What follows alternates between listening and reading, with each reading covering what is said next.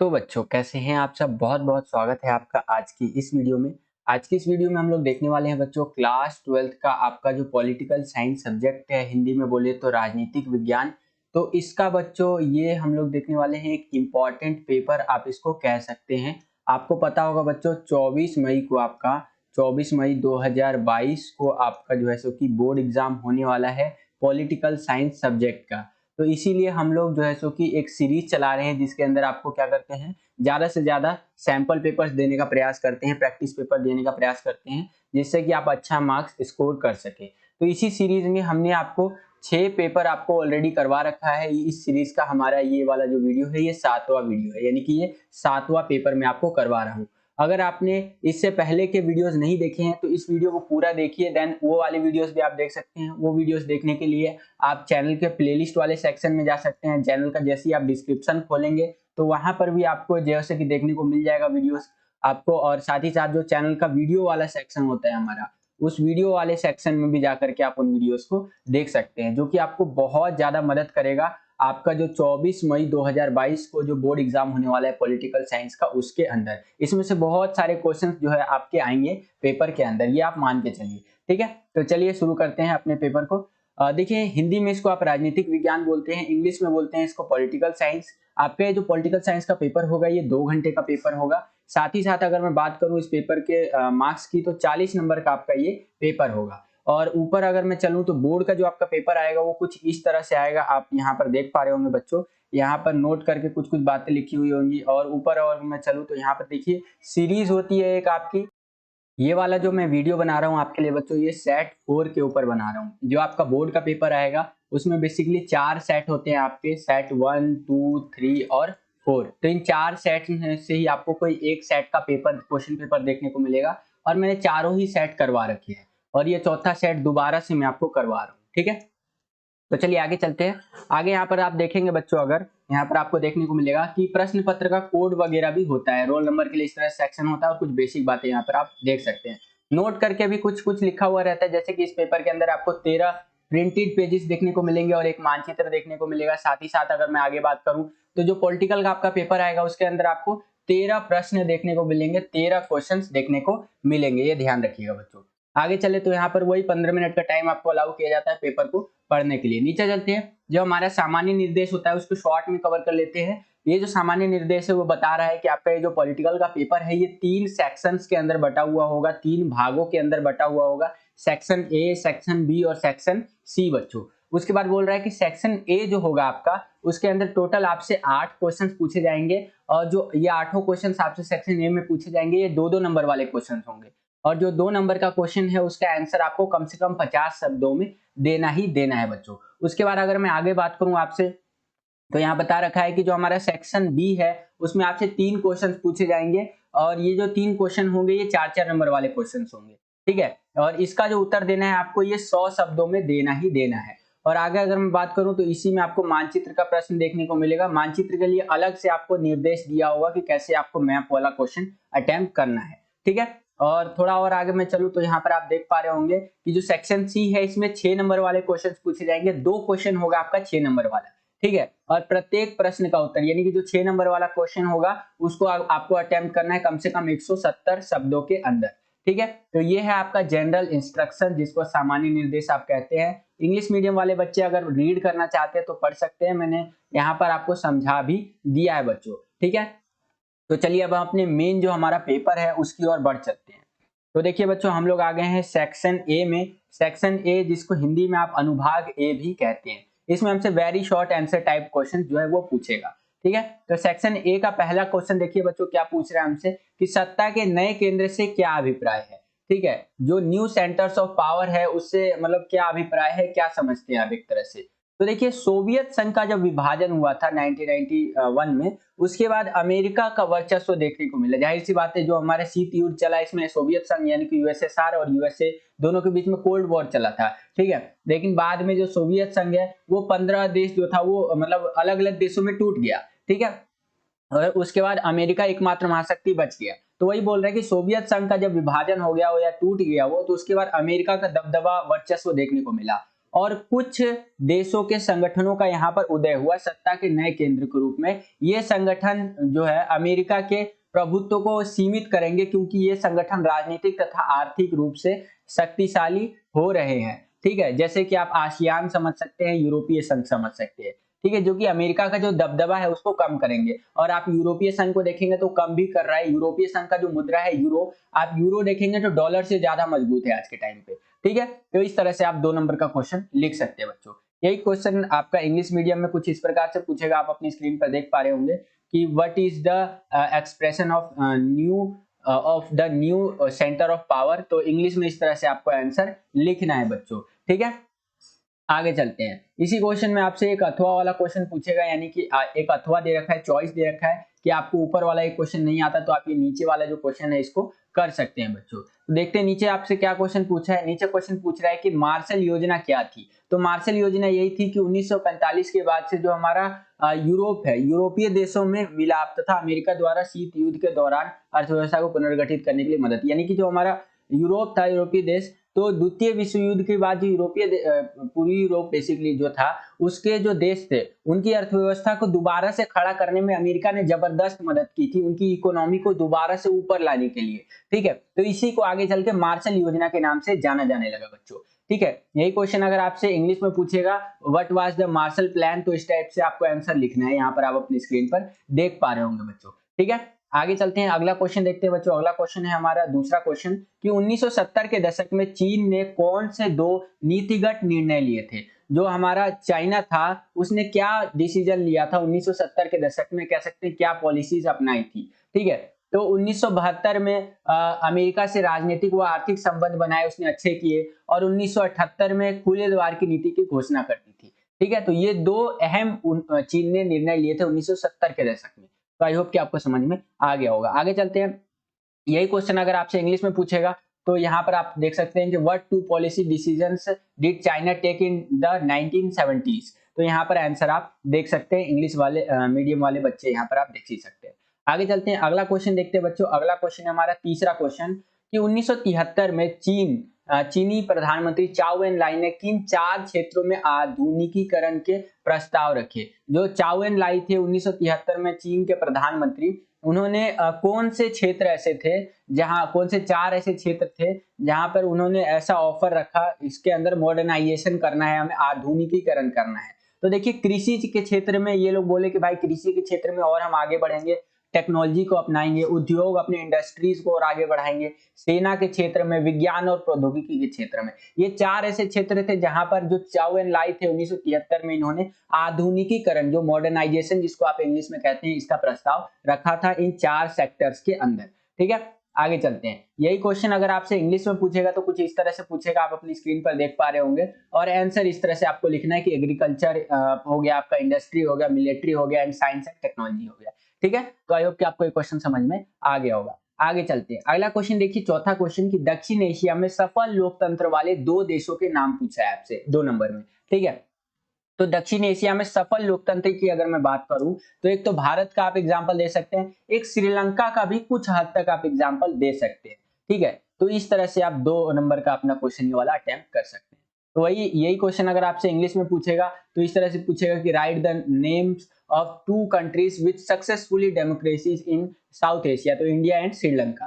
ठीक है, आगे चलते हैं, अगला क्वेश्चन देखिए बच्चों, 5वां क्वेश्चन कि भारत और पाकिस्तान के बीच हुए किन्हीं 2 समझौतों का आपको उल्लेख करना है। जो 2 कोई ऐसे एग्रीमेंट जो भारत और पाकिस्तान के बीच में हुए हैं। तो एक तो ताशकंद समझौता हुआ था हमारा, जो शास्त्री जी के टाइम पे हुआ था। ठीक है, और एक हुआ था शिमला समझौता। तो ये 2 समझौते आप लिख सकते हैं बच्चों। आगे चलते हैं, यही क्वेश्चन अगर आपसे इंग्लिश में पूछेगा तो इस तरह से पूछेगा कि mention any 2 agreements between India and Pakistan. तो इस तरह से आंसर लिखना है कि Tashkent agreement and Shimla agreement. ठीक है, आगे चलते हैं, अगला है हमारा शाहबानो प्रकरण क्या है था आपको बताने, बहुत इंपॉर्टेंट है, समझिए शाहबानो प्रकरण क्या था। देखिए शाहबानो एक मुस्लिम महिला थी। कौन थी, मैं आपको जो है सो कि इस तरह से इमोजी के माध्यम से समझाने का प्रयास करता हूं। ये एक मुस्लिम महिला थी। ठीक है, और मस्त एकदम लाइफ चल रही थी। इसका एक पति था। कौन था, इसका एक पति था, एकदम अकड़ू टाइप का, और मुसलमान, ये भी मुसलमानी थी। ठीक है, मैं किसी धर्म की जो है सो कि अपमान नहीं कर रहा हूँ, सभी धर्मों की रिस्पेक्ट करता हूँ, ध्यान रखिएगा। एक बच्चे ने कमेंट किया था कि सर आप जो है सो कि अल्लाह, आर्मी और अमेरिका वाला पॉइंट बताए थे, उसमें उनको कुछ दिक्कत लगा। तो मैं एक शिक्षक हूँ, शिक्षक का कोई जाति कोई धर्म नहीं होता है, ठीक है, मेरा काम है सिर्फ पढ़ाना, ठीक है। तो देखिए ये मान लीजिए ये कौन है, ये शाहबानू है, ठीक है, ये कौन है, शाहबानू है ये, और ये भाई साहब उनके पति जी है, ठीक है। एक दिन क्या हुआ कि दोनों के बीच में एकदम भड़क हो गई, जैसे होता है ना पति पत्नी के बीच में लड़ाई हो जाता है, तो इन्होंने बोल दिया तलाक, ठीक है, तलाक और तलाक, 3 तलाक बोल दिया।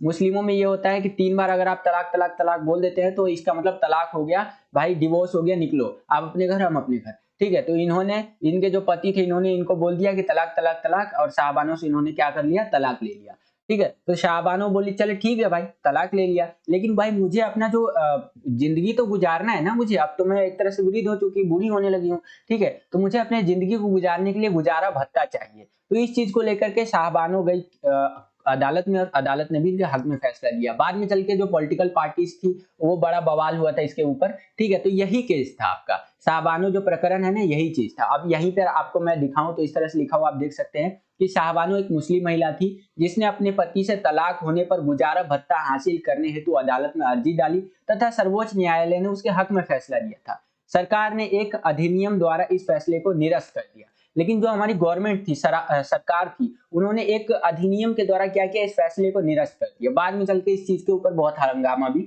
हुआ था। अधिक जानकारी के लिए आप हमारी पहले की वीडियो देख सकते हो, उसमें मैंने समझा रखा है, ठीक है। तो आई होप कि आपको समझ में आ गया होगा। देखिए 2 नंबर के लायक आपको क्या करना है, 2 नंबर में अगर ये पूछेगा तो इस तरह से आप लिख देंगे तो आपको पूरे नंबर मिल जाएंगे। आगे चलते हैं, यही क्वेश्चन आपसे अगर इंग्लिश में पूछेगा तो what was the Shah Bano episode करके पूछेगा, तो आंसर आप अपनी स्क्रीन पर ये देख सकते हैं इंग्लिश मीडियम वाले बच्चे, ठीक है।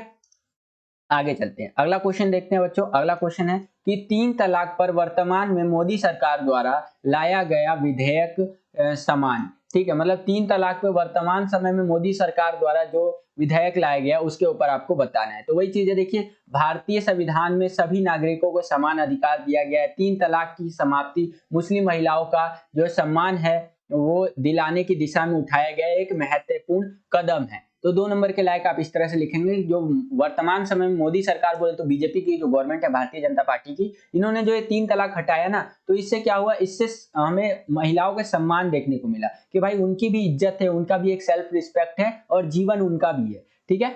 तो इस तरह से आप समझ सकते हैं। आई होप कि आपको ये क्वेश्चन भी समझ में आ गया होगा। यही क्वेश्चन अगर आपसे इंग्लिश मीडियम में पूछेगा तो इस तरह से पूछेगा, आप अपनी स्क्रीन पर देख पा रहे होंगे, ये रहा आपके सामने, ठीक है। और आंसर इस तरह से इंग्लिश मीडियम वाले बच्चों को लिखना है बच्चों, ठीक है। आगे चलते हैं, अगला क्वेश्चन देखते हैं हम लोग। अगला क्वेश्चन है हमारा 8वां क्वेश्चन कि भारत के चुनाव आयोग का गठन कब हुआ तथा प्रथम चुनाव आयुक्त कौन थे, कौन बने वही। तो भारत का जो चुनाव आयोग था, इलेक्शन कमीशन था, वो हमारा कह सकते हैं जब गठन हुआ था जनवरी 1950 है हमारा, और जो पहले चुनाव आयुक्त थे वो सुकुमार सेन जी थे। तो यहाँ पर इंग्लिश मीडियम वाले बच्चे भी देख सकते हैं, यहाँ ये रहा इंग्लिश मीडियम में इस तरह से क्वेश्चन पूछेगा आपसे। और जो चुनाव आयोग का गठन हुआ था जनवरी 1950 में, और पहले चुनाव आयुक्त कौन थे हमारे, इलेक्शन कमिश्नर कौन थे, वो थे हमारे सुकुमार सेन जी।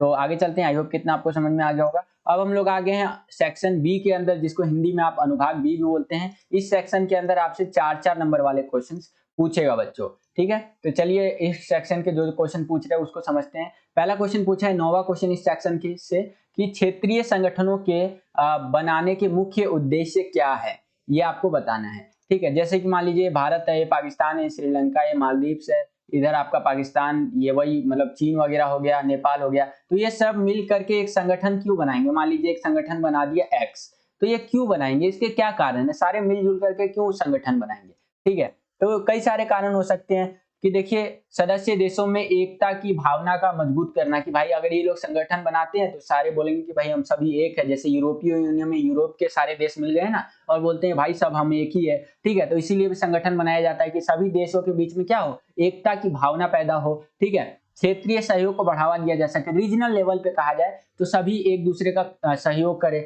सदस्यों के बीच में आपसी व्यापार को बढ़ावा दिया जा सके, एफटीए वगैरह लाया जाए, फ्री ट्रेड एग्रीमेंट, जिसके तहत क्या हो, सदस्य देश ज्यादा से ज्यादा व्यापार कर सके, कम से कम टैक्स लगे देशों के बीच में, ठीक है।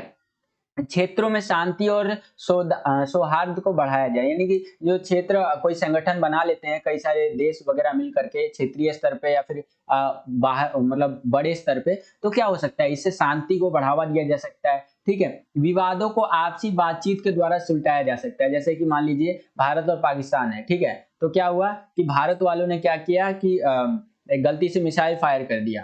ठीक है, फायर कर नहीं दिया, हो गया बल्कि आप कह सकते हैं, और वो गिरा पाकिस्तान के अंदर, ब्रह्मोस था। ठीक है, तो कई कह सकते हैं सार्क के मेंबर है हम लोग, ठीक है, और कई सारे, तो हम दो, हमारे और पाकिस्तान के बीच में ऐसी बॉन्डिंग है कि हम लोगों से फायर हो गया तो पाकिस्तान भी समझा कि हाँ चलो ठीक है, लेकिन वही आप नॉर्थ कोरिया पे मिसाइल फायर कर दो, वो किंग जोंग उंग पगला ऐसे ही भड़क जाएगा, वो उधर से पता नहीं परमाणु फायर कर देगा।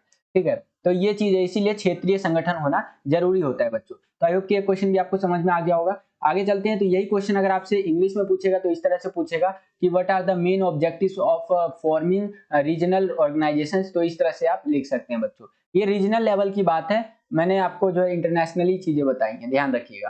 ठीक है, आई होप कि इतना आपको समझ में आया होगा। आगे चलते हैं, अगला क्वेश्चन है हमारा 10वां क्वेश्चन कि भारत में लोकतंत्र को भारत कह रहा हूँ, माफी चाहूंगा, तो पाकिस्तान में लोकतंत्र को कमजोर करने वाले कारक लिखिए। भारत के अंदर कभी लोकतंत्र कमजोर हो ही नहीं सकता। 1975 का हमने इतना बड़ा आपातकाल झेला है, 2 साल का, भाई नींव तक नहीं ला पाया लोकतंत्र का, तो आप कैसे कह सकते हैं कि भारत में लोकतंत्र कमजोर होगा। खैर, मेरे मुंह से निकल गया था गलती से।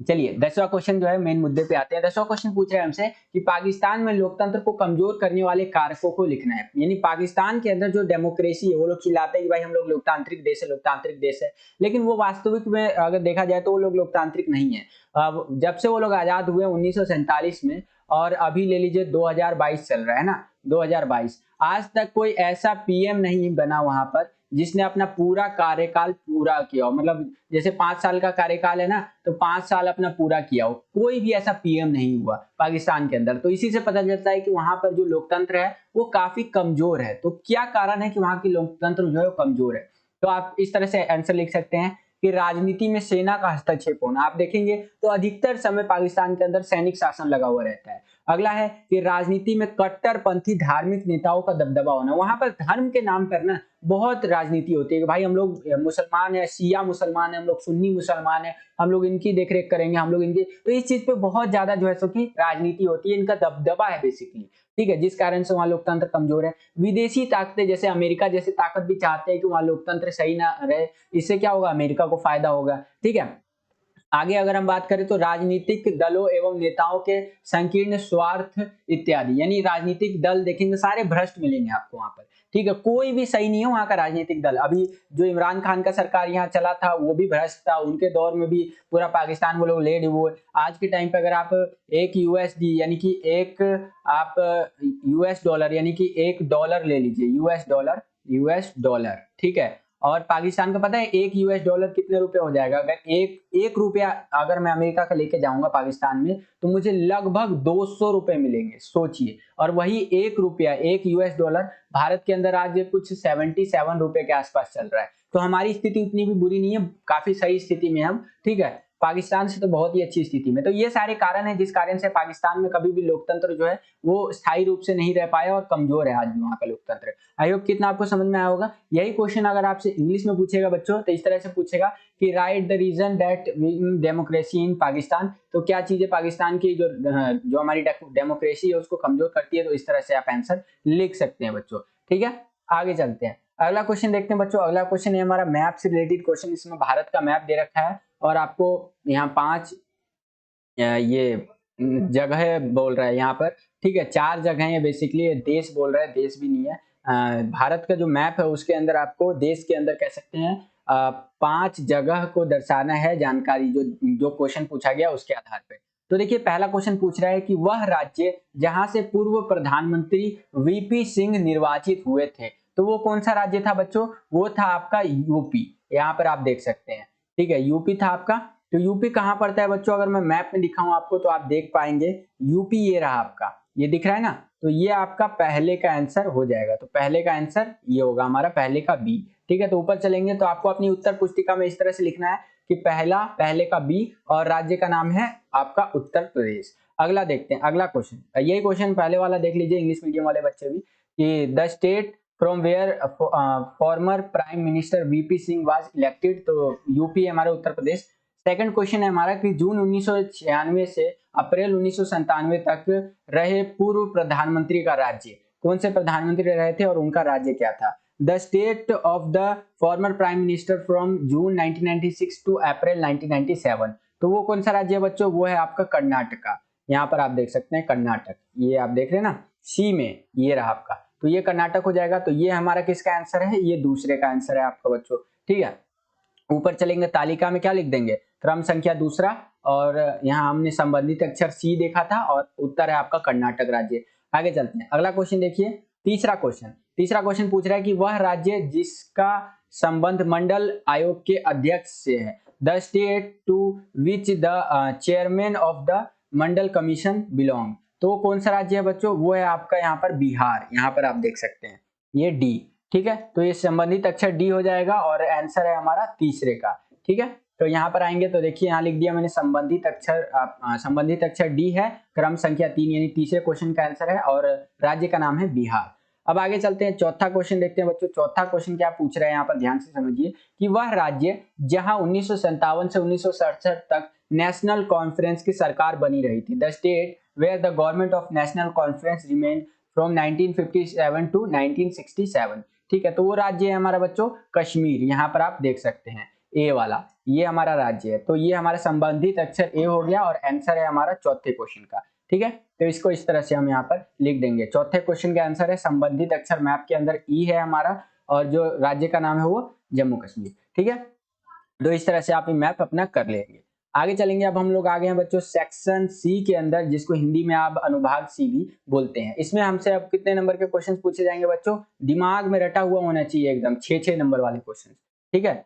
चलिए 6-6 नंबर वाले क्वेश्चन पूछे जाएंगे। पहला क्वेश्चन है हमारा कि चीनी अर्थव्यवस्था की उन्नति के लिए उत्तरदायी कारकों की व्याख्या कीजिए। जो चीन की अर्थव्यवस्था आज आप इतना ऊपर देख रहे हैं, तो इसके लिए क्या क्या कारण है, तो आप इस तरह से लिख सकते हैं। देखिए, चीन ने 1972 में अमेरिका से संबंध बनाकर अपने राजनीतिक और आर्थिक एकांतवास को खत्म किया। चीन पहले एकदम लॉक था, बाहर की कंपनियों को आने ही नहीं देता था, ठीक है। तो उसने क्या किया, 1972 में अमेरिका से संबंध अच्छे बना लिए, राजनीतिक लेवल पे, पॉलिटिकल लेवल पे भी अच्छे बना लिए और इकोनॉमिकल लेवल पे भी अच्छे बना लिए, जिससे कि ज्यादा से ज्यादा सामान अमेरिका को बेच सके। तो पहला कदम यहाँ आप लिख सकते हैं। दूसरा कदम यानी दूसरी बात क्या की उन्होंने, 1973 में प्रधानमंत्री जो वहां के थे चाउ इन लाई, उन्होंने कृषि, उद्योग, सेवा और विज्ञान प्रौद्योगिकी के क्षेत्र में आधुनिकीकरण यानी कि जो मॉडर्नाइजेशन होता है ना, उसका ऑफर रखा। तो ये भी काफी सफल रहा, तो एक ये पॉइंट आप लिख सकते हैं। उसके बाद आगे चले तो 1978 में तत्कालीन नेता देंग सियांगपिंग जो थे, उन्होंने चीन में आर्थिक सुधारों और खुलेपन की नीति की घोषणा की थी, ठीक है। तो ये लिख सकते हैं। 1982 में खेती का निजीकरण कर दिया, यानी कि फार्मिंग जो होता है उसका प्राइवेटाइजेशन किया। 1998 में उद्योगों का निजीकरण किया। इसके साथ ही चीन में विशेष आर्थिक क्षेत्र भी बनाया उन्होंने, स्पेशल इकोनॉमिक जोन जिसको सेज बोलते हैं, इसकी स्थापना की ताकि वो आर्थिक रूप से और मजबूत हो सके। 2001 में WTO का सदस्य बन गया, वर्ल्ड ट्रेड ऑर्गेनाइजेशन का सदस्य बन गया वो, ठीक है, चीन। और इस तरह दूसरे देशों के लिए अपनी अर्थव्यवस्था खोलने की दिशा में चीन ने एक अहम कदम उठाया और अपनी अर्थव्यवस्था भी खोली, साथ साथ दूसरों की अर्थव्यवस्था भी चाट गए। वो इतना सामान बेच रहे हैं ना भाई चीन वाले, क्या ही बोले, ठीक है। तो इस तरह से आप इस क्वेश्चन का आंसर लिख सकते हैं बच्चों। अगर इंग्लिश मीडियम की बात करूं तो यहाँ पर आप लिख सकते हैं, इस तरह से क्वेश्चन पूछेगा इंग्लिश मीडियम में कि explain the factors responsible for the growth of Chinese economy, ठीक है। तो यहाँ पर नीचे आएंगे तो इस तरह से आंसर आप लिख सकते हैं। ये रहा इंग्लिश मीडियम वाले बच्चों के लिए आंसर, आप देखना चाहें तो देख सकते हैं। अगर इस तरह से क्वेश्चन आपसे पूछता है बच्चों तो आप इस तरह से इसका आंसर लिख सकते हैं। चलिए आगे चलते हैं, ये आप देख सकते हैं, ये थोड़ा और रह गया आपका। तो इस तरह से आपको आंसर अपना लिखना है इंग्लिश मीडियम में। आगे चलते हैं, इसी में एक अथवा दे दिया है आपको, चॉइस दे दिया है कि अगर आपको ऊपर वाला क्वेश्चन नहीं आता तो ये नीचे वाला आप ये जो क्वेश्चन है हमारा इसको कर सकते हैं बच्चों, ठीक है। तो देखिए ये अथवा में क्या क्वेश्चन पूछा है, ध्यान से समझिए कि भारत और पाकिस्तान के बीच विवाद के महत्वपूर्ण मुद्दों को बताना है आपको, ठीक है। तो देखिए विवाद के क्या क्या मुद्दे, आतंकवाद का मुद्दा है, जाहिर सी बात है। कश्मीर को लेकर के हम लोगों का मुद्दा चलता रहता है, लड़ाई चलती रहती है कि भाई कश्मीर हमारा है तो कश्मीर हमारा है, वैसे कश्मीर तो हमारा ही है, तुम लोग छीन लियो, ठीक है। चलिए सीज फायर का उल्लंघन देखने को मिलता है, ठीक है। उसके बाद नदी जल बंटवारे को लेकर के विवाद देखने को मिलता है। ये 4 पॉइंट मैंने बताया है ना, और वर्ड लिमिट है आपका 170 शब्द। कई बच्चे बोलते हैं सर आप पूरा नहीं बताते हो, पूरा 170 शब्द में नहीं बताते हो। तो भाई अगर मैं पूरा बताने लग गया ना तो बहुत ज्यादा वो दिक्कत हो जाएगा। और देखिए मैं सिर्फ आपको रास्ता दिखा सकता हूँ, एक बात ध्यान से समझ लीजिए, और उस रास्ते पे चलना आपको खुद ही है, ठीक है। मेरा काम है आपको रास्ता दिखाना। रास्ता मैंने इतना दिखा दिया ना, ये आपके मेन बुलेट पॉइंट्स है। इनको अगर आपने 170 किया, आप इसके ऊपर तो भाई पूरी की पूरी किताब लिख सकते हो, ठीक है। 170 शब्द तो कुछ भी नहीं है पॉलिटिकल साइंस में भाई। अगर आपको टॉप करना है ना, तो एक बात अपने दिमाग में बैठा लो कि आपको ऐसे बुलेट पॉइंट्स जैसे ही मिल जाए ना, उससे संबंधित जितना भी आपको समझ में आता है ना, आप लिख दो। बिल्कुल लिखने में एकदम कंजूसी नहीं करना है भाई, बिल्कुल ये दिमाग में बैठा के चलो, लिखने में कंजूसी मत करके आना। कोई बच्चा ऐसा ना मिल जाए मेरे को जो बोल दे कि सर मैंने पेपर छोड़ा है। भाई अगर तुमने एक भी क्वेश्चन छोड़ा ना, तो तुम्हारा बहुत नुकसान हो जाएगा। तो जितना समझ में आता है भाई लिख करके आना, बस मेरा यही आपके लिए एडवाइस रहेगा। आगे चलते हैं, अगला क्वेश्चन देखते हैं। इसी का अथवा में देख, मतलब अथवा कह रहा हूँ, ये अथवा वाला जो क्वेश्चन था ये हम इंग्लिश मीडियम में देख लीजिए कि mention the important issues of dispute between India and Pakistan. तो टेररिज्म लिख सकते हैं, कश्मीर इश्यू लिख सकते हैं, सीज फायर का वॉयलेशन लिख सकते हैं, कंट्रोवर्सी ओवर हमारा रिवर वाटर शेयरिंग के ऊपर। तो इस तरह से आप इंग्लिश मीडियम में भी लिख सकते हैं, ठीक है। आगे चलते हैं, अब हमारा अगला क्वेश्चन है 13वां क्वेश्चन। आप अपनी स्क्रीन पर देख पा रहे होंगे कि चीन तथा भारत बड़ी आर्थिक शक्तियों के रूप में उभर रहे हैं। क्या आप इससे सहमत है? कोई 3 तर्क देकर अपने उत्तर की आपको पुष्टि करनी है। तो देखिए वैश्विक स्तर पर चीन एक बड़ी आर्थिक शक्ति बन चुका है, जाहिर सी बात है, ठीक है। जापान, अमेरिका, रूस के साथ अपने मतभेदों को कुछ हद तक सुलझा लिया उसने, चीन ने, ठीक है। लैटिन अमेरिका व अफ्रीका देशों में निवेश भी कर रहा है वो, ठीक है। विश्व व्यापार संगठन का सदस्य भी है, ये दोनों ही देशों की बात करें।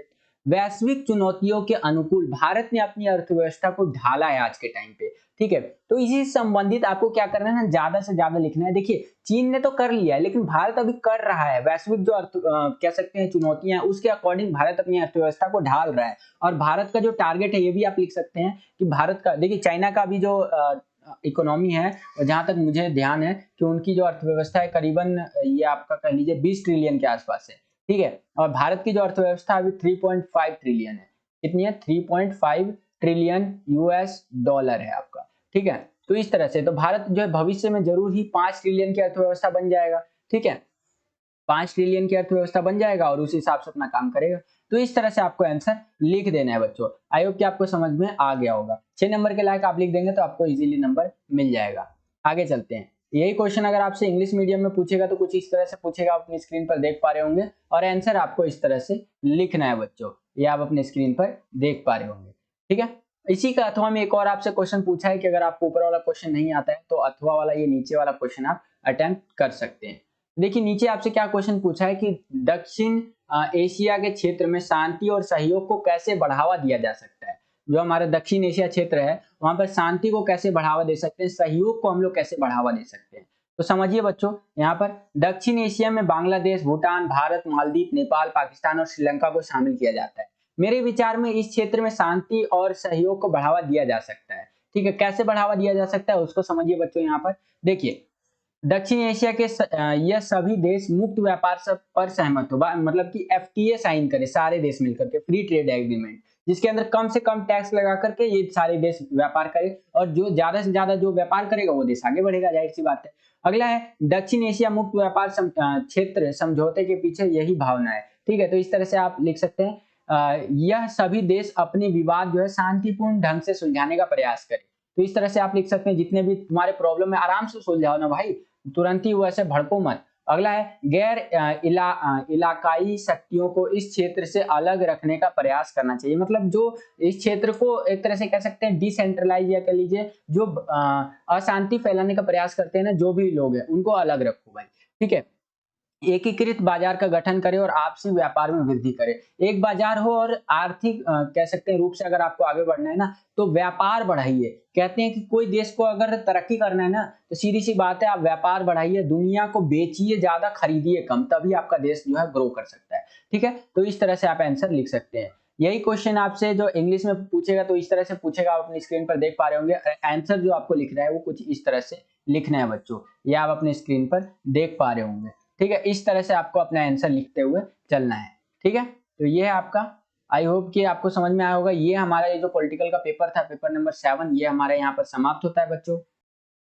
तो आई होप कि बच्चों आपको ये वीडियो पसंद आया होगा। अगर आपको ये वीडियो पसंद आया तो लाइक कीजिए इस वीडियो को, बहुत सारे बच्चे होम साइंस का जो है सो कि कह सकते हैं होम साइंस का डिमांड कर रहे थे, तो उसका वीडियो भी आ चुका है। जिन बच्चों ने नहीं देखा उनको देख लीजिए उस वीडियो को, और इस वीडियो को शेयर कर दीजिए। मैं देखता हूँ आप शेयर नहीं करते बच्चों, शेयर कीजिए अपने सभी दोस्तों के साथ, क्योंकि आपके पेपर के लिए बहुत ज़्यादा इंपॉर्टेंट है। लाइक जरूर कीजिएगा, जितना ज़्यादा आप लाइक करते हैं वीडियो को उतना ज़्यादा हमारा मोटिवेशन बढ़ता है और वीडियोस को बनाने के लिए। तो बस बच्चों आज का ये वीडियो यहीं तक था।